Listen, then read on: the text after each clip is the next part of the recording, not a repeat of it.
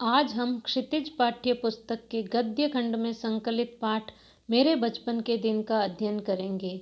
पिछले वीडियो में हमने इस पाठ में महादेवी वर्मा के जीवन के बारे में जाना, उनके बचपन के बारे में जाना कि किस प्रकार उनका बचपन बीता, उन्होंने किस प्रकार शिक्षा अर्जन किया। उसी क्रम में आगे देखते हैं।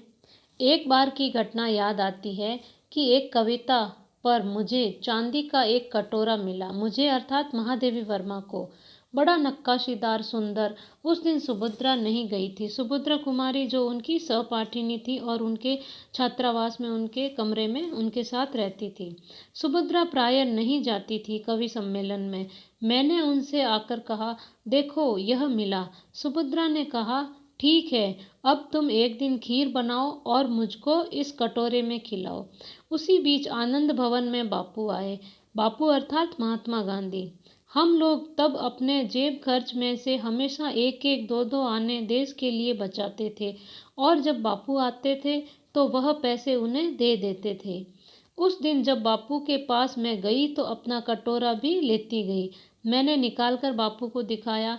मैंने कहा, कविता सुनाने पर मुझको यह कटोरा मिला है। कहने लगे, अच्छा दिखा तो मुझको। मैंने कटोरा उनकी ओर बढ़ा दिया तो उसे हाथ में लेकर बोले, तू देती है इसे? अब मैं क्या कहती। मैंने दे दिया और लौट आई। दुख यह हुआ कि कटोरा लेकर कहते कविता क्या है, पर कविता सुनाने को उन्होंने नहीं कहा। लौटकर अब मैंने सुभद्रा जी से कहा कि कटोरा तो चला गया। सुभद्रा जी ने कहा, और जाओ दिखाने। फिर बोली, देखो भाई, खीर तो तुमको बनानी होगी। अब तुम चाहे पीतल की कटोरी में खिलाओ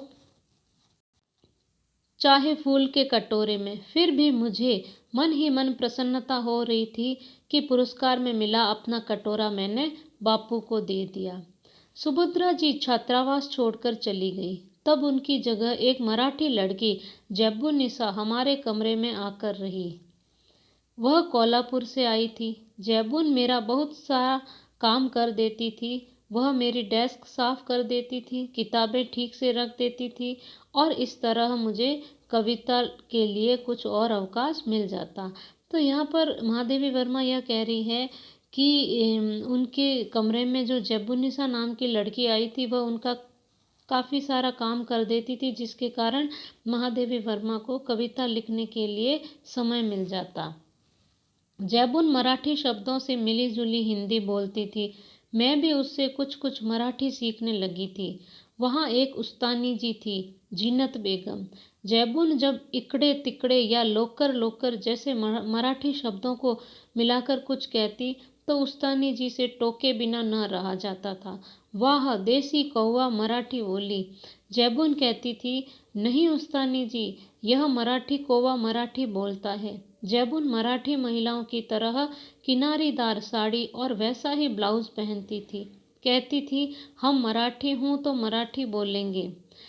उस समय यह देखा मैंने कि सांप्रदायिकता नहीं थी। उस समय जब महादेवी वर्मा जब अपने छात्रावासीय जीवन का वर्णन कर रही है, उस समय वह कहती है कि उस समय किसी भी प्रकार की सांप्रदायिकता नहीं थी।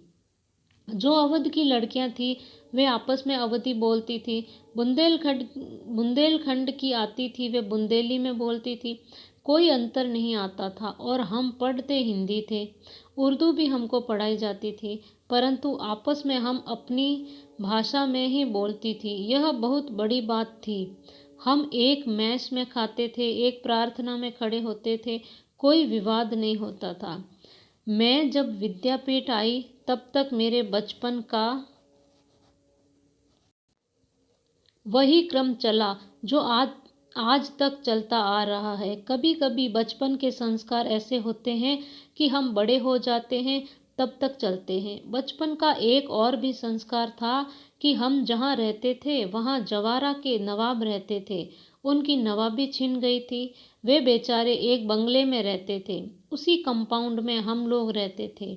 बेगम साहिबा कहती थी, हमको ताई कहो। हम लोग उनको ताई साहिबा कहते थे। उनके बच्चे हमारी माँ को चच्ची जान कहते थे। हमारे जन्मदिन वहाँ मनाए जाते थे, उनके जन्मदिन हमारे यहाँ मनाए जाते थे।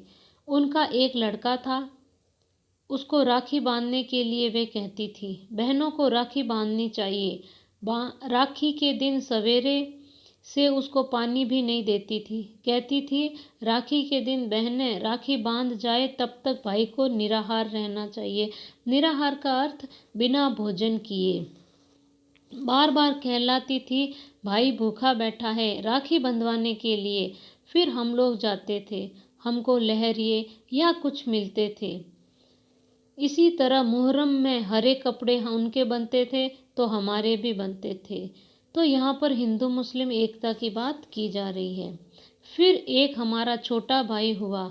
वहाँ तो ताई साहिबा ने पिताजी से कहा, देवर साहब से कहो वो मेरा नेग ठीक करके रखें, मैं शाम को आऊँगी। वे कपड़े वपड़े लेकर आई। हमारी माँ को वे दुल्हन कहती थी। कहने लगी, दुल्हन जिनके ताई चाची नहीं होती है वो अपनी माँ के कपड़े पहनते हैं, नहीं तो 6 महीने तक चाची ताई पहनाती है। मैं इस बच्चे के लिए कपड़े लाई हूँ। यह बड़ा सुंदर है। मैं अपनी तरफ से इसका नाम मनमोहन रखती हूँ।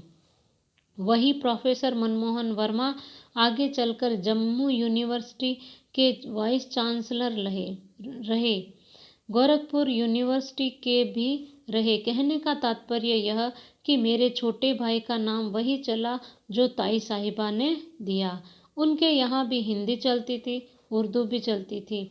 यों अपने घर में वे अवधी बोलते थे। वातावरण ऐसा था उस समय कि हम लोग बहुत निकट थे। आज की स्थिति देखकर लगता है जैसे वह सपना ही था। आज वह सपना खो गया है। शायद वह सपना सत्य हो जाता तो भारत की कथा कुछ और होती।